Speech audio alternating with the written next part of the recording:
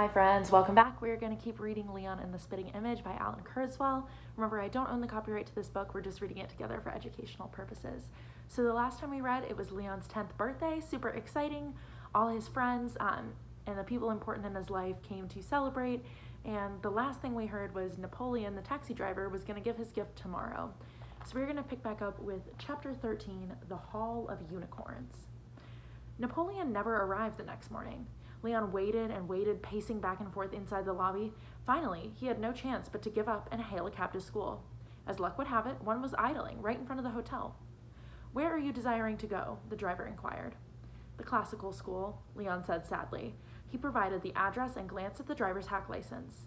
The photo ID pictured a scruffy man with a nasty scar that ran from cheek to chin. Thunk! The lock buttons on the back doors suddenly dropped out of reach. Leon noticed moments later the cabbie was staring at him in the rearview mirror. That made him nervous.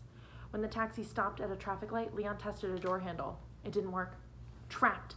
Leon immediately switched into defense mode.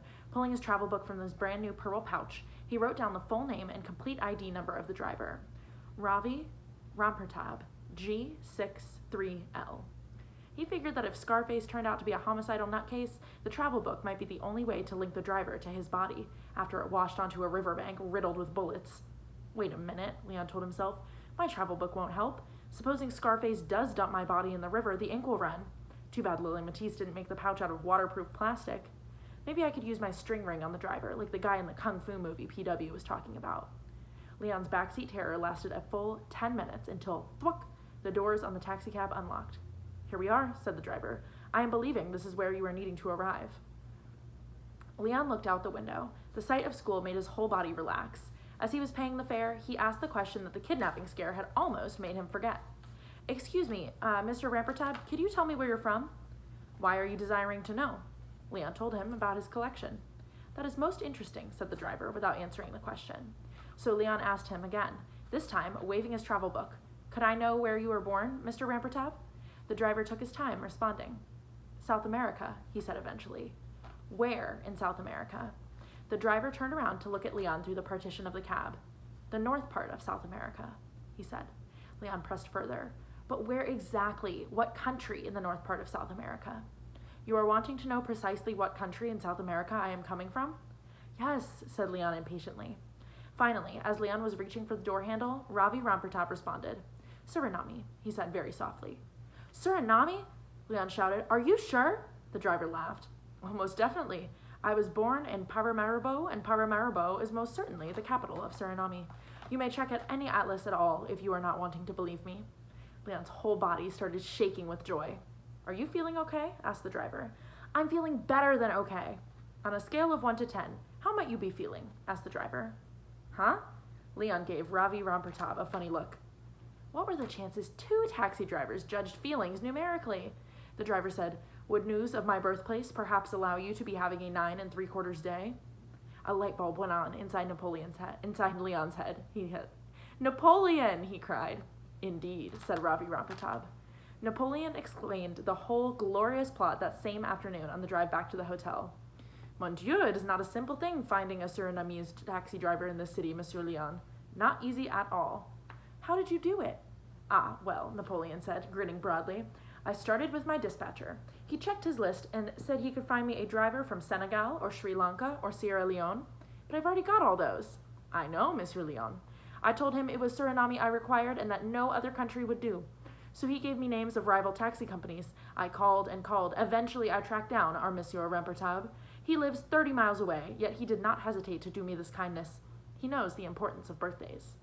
Later that evening, Leon triumphantly jabbed a pushpin into the capital of Suriname and told everyone in the hotel about how Napoleon had helped him conquer South America. "Sweetie, I believe the conquistadors got there before you," said Emma Ziesel. "And some of my people were there before them," noted Maria. The next morning, Leon left the house lugging a gigantic box of pastries. "Here," he told Napoleon as he shoved the box through the partition, separating the front and back of the taxi. "This is for you." "For me?" said Napoleon. "Frau Haffenraffer baked you some Napoleons for getting me Suriname." "Napoleons for Napoleon?" Napoleon gasped. "I tried to explain that you hate them, but Frau Haffenraffer wouldn't listen." "Keep them, Monsieur Leon. I do not want them. Get them out at school." The timing couldn't have been better. When the taxi pulled up to the steps of the school, Leon saw a yellow bus parked out front. "The field trip!" he exclaimed. He boarded the bus with the pastries and headed to the back, where Lily Matisse and PW were saving him a spot. On the way, he passed Lumpkin, who was too busy teasing Antoinette to notice him or the pastry box. "Your mom chaperoning?" PW said to Lily Matisse as Regina Jaspero climbed aboard. "Looks like it," said Lily Matisse. She sounded less than thrilled. "What's that purple thing she's wearing?" PW asked. "She calls that her placemat dress," Lily Matisse said with a sigh. "The 7th graders gave her some placemat for helping at the Nimble Fingers craft fair last year. Only Mom doesn't believe in placemats, so she turned them into a dress." PW and Leon exchanged puzzled looks. "And check out the handbag," said Lily Matisse. "She made it out of an old velveteen glove. She's always complaining her bus tokens get caught in the thumb." "Well, she looks real colorful," Leon said graciously. "Not as colorful as the coach," said PW. Skip Kasparidis climbed onto the bus sporting a bright green nylon tracksuit. "Check out his pocket," said Leon. "I bet you that's his spit jar." "Did you read chapter 7 in the Medieval Reader?" said PW excitedly. They had a fun facts box that talked about spit. There was this monk called Jonas who figured out that spit contains magic powers that can bring the dead back to life. A large black cape darkened the front of the bus. "Quiet down, you knaves," Miss Hagmeyer yelled, flicking her instructional needle in the air. "If you don't, I'll make you sit alphabetically." "She looks like a witch the way she waves that thing," Thomas whispered. "It's a pity this isn't a magic wand, Mr. Warchkowski," Miss Hagmeyer shot back. "If it were, I would use it to remove your voice box. However, since I can't, adjust your volume control to low while we are driving to the cloisters." After performing a head count, Miss Hagmeyer sat down and told the driver he could go. "What exactly are the cloisters?" Leon asked as the bus rumbled uptown. "It's this ancient castle place with a medieval museum," Lily Matisse said. "My mom takes me there all the time." "I hope they have dungeon with torture stuff," said PW. "Why?" said Leon. "We just left a dungeon with torture stuff." 10 minutes into the trip, Leon held up the pastry box. "Good folk," he said loudly, "it is I, Sir Leon, wishing to ask, how art thee?" "It's not how art thee," quibbled Antoinette, "it's how art thou." "Whatever," said Leon. "You mean mayhap." "Enough. Enow," she corrected. "Knock it off," said Leon. He gave the pastry box a gentle shake and said, "Anyone hungry?" "What'd you bring?" someone shouted. "A treasure beyond rubies," Leon answered, borrowing a phrase from the Medieval Reader. He pulled the birthday ring from his pocket and slid it onto his finger. With a quick, effortless tug, he cut through the string and said, "Behold," as he lifted the lid. Classmates peered inside the box at the custard delicacies. Antoinette immediately started pestering Leon whether people actually ate Napoleons in the Middle Ages. He ignored her and offered PW a pastry, then turned to Lily Matisse. "And you, milady?" Lily Matisse blushed and bowed her head before grabbing a cream-filled dessert. Leon handed out a few more pastries before making his way to where the teachers were seated. "No, thank you," Miss Hagmeyer said, barely looking up from her embroidery. "I brought my cottage cheese." Regina Jaspero and Coach Kasparidis weren't so restrained. They each took one. The driver of the bus, Mr. Groot, the same fellow who taught woodshop and served as the school photographer, would also have accepted a Napoleon if Miss Hagmeyer hadn't intervened. "A 4-ounce pastry and a 4-ton bus should not be handled at the same time, Mr. Groot. Satisfy your sweet tooth after we have parked. And with regards to the matter of safety, return to your seat at once, Mr. Ziesel." On his way back, Leon hit a roadblock. "Hey, Sir Pantyhose," said Henry Lumpkin. "You skipped me." Leon tried to push through the muscled olive drab arm that now doubled as a toll gate, but he couldn't get by. Lumpkin repositioned his hand on Leon's shoulder and gave it a painful squeeze. "Would thouest like to wear those desserts like you wore the hag's underwear?" Lumpkin said. Leon tried to pull away. "What's going on back there?" Miss Hagmeyer asked. "Nothing, Miss Hagmeyer," Leon and Lumpkin both cried. "Back in your seats," she admonished. Lumpkin refused to let go. "So what'll it be?" he said in a dark, low voice. Even with his bladed birthday ring, Leon knew he was no match for Henry Lumpkin. "Now, Mr. Ziesel," Miss Hagmeyer commanded. "Here, help yourself," said Leon, suppressing the impulse to smoosh a Napoleon straight into Lumpkin's face. It was a picture-perfect November day when the bus pulled into the parking lot of the cloisters. A crisp breeze gave the air a pungent odor of wrinkled apples. With Lumpkin temporarily bribed, Leon felt a strange sense of calm, until Antoinette started showing off, calling out architectural terms that she plundered from the Medieval Reader. "Turret! I see a turret!" she squealed. "And those are definitely crenelles. And look, 1, 2, 3, 4 loopholes!" "Maybe we'll get lucky and she'll find that dungeon I was hoping for," said PW. "And if we're really lucky," said Leon, "it'll have 2 empty cells, one for Her Highness and one for Lord Lumpkin." "Aren't you forgetting the hag?" said Lily Matisse. "Excellent point," said Leon. "Make it 3 cells." At the museum ticket desk, Miss Hagmeyer quickly remedied the alphabetical chaos she had endured during the bus ride. "Okay, pay attention," she said. "A through G's stay with me. Coach Kasparidis will take H through N's. Ms. Jasbro will monitor the rest of you rapscallions. We regroup at the tapestries in exactly 1 hour. Do not be late. Leon was less than thrilled his last name separated him from Lily Matisse and PW, but at least he hadn't gotten stuck with Miss Hagmeyer. Leading the O through Z's into the courtyard, Regina Jasbro explained to her charges how the museum's ancient stone buildings had been shipped from France and Italy. Every brick, every stone, every roof tile was numbered in white chalk, she said breathlessly. If you think your Lego constructions are complicated, try pulling apart a medieval church complete with flying buttresses. Then try wrapping it up, sending it across the ocean, unwrapping it, and snapping it back together. At an archway, she stuck out her tongue at a carved stone monster that was making a similarly rude gesture. See that gargoyle? What do you think caused the black stains on its teeth? Didn't floss enough, said Thomas Warchkowski. Nice try. Chewed too much tobacco, like the coach? Leon offered. Getting warmer, said Miss Jasbro. The gargoyle did a lot of spitting in its time. Any guesses what it spat? Boiling oil? No, that's too warm, Miss Jasbro said. Actually, it spouted harmless rainwater. But if you come with me through this arch, I can show you something more satisfyingly deadly. Miss Jasbro guided her group into an herb garden and spoke about plant poisons, then continued on to a library gallery, where she provided an overview on toxic pigments. See the red paint in that illuminated manuscript, Miss Jasbro said, pointing at a peaceful castle landscape. Artists call that color vermilion. Chemists, however, know it as mercuric sulfide. It's highly poisonous. And the yellow on the knight's banner? That's orpiment. Orpiment contains arsenic, which is the principal ingredient in rat bait. And farther up, that golden sun, any guesses what it's made out of? No one had a clue.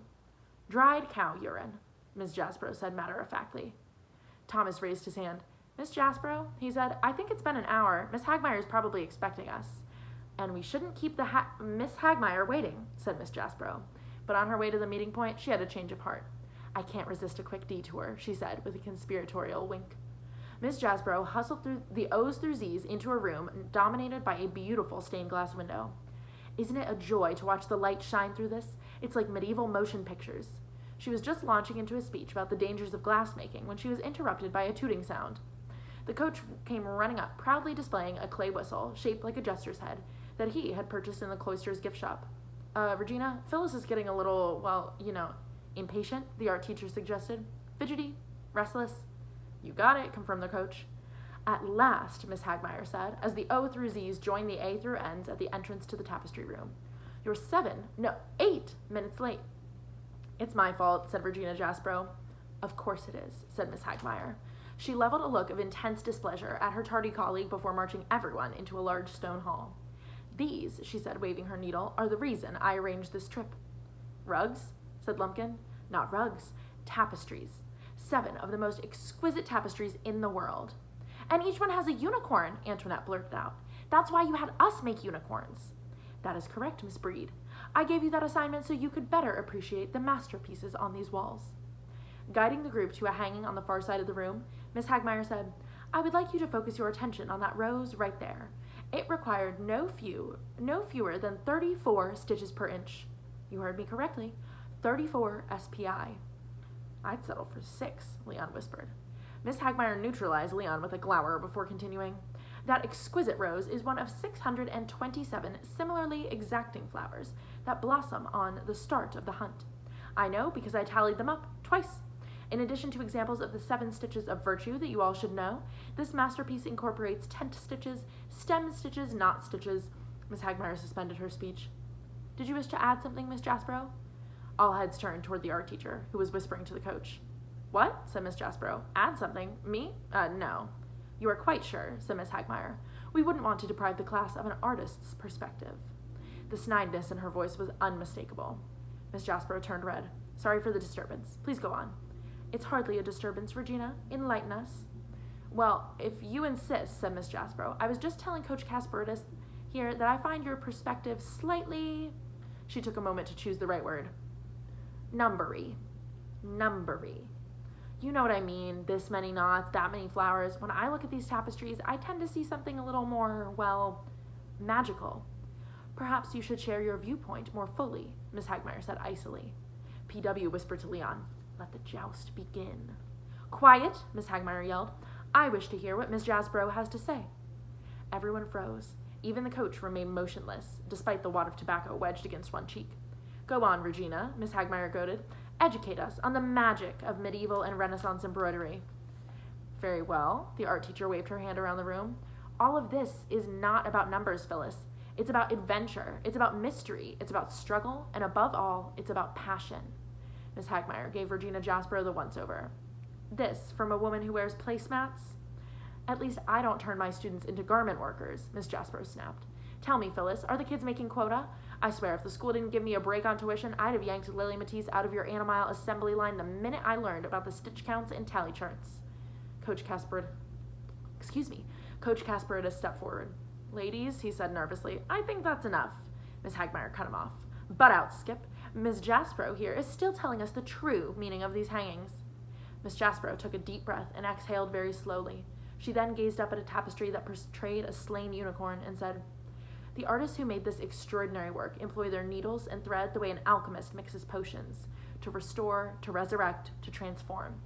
They believe that a slain unicorn could be brought back to life through a supernatural occurrence we call art, but that they, wisely, never named.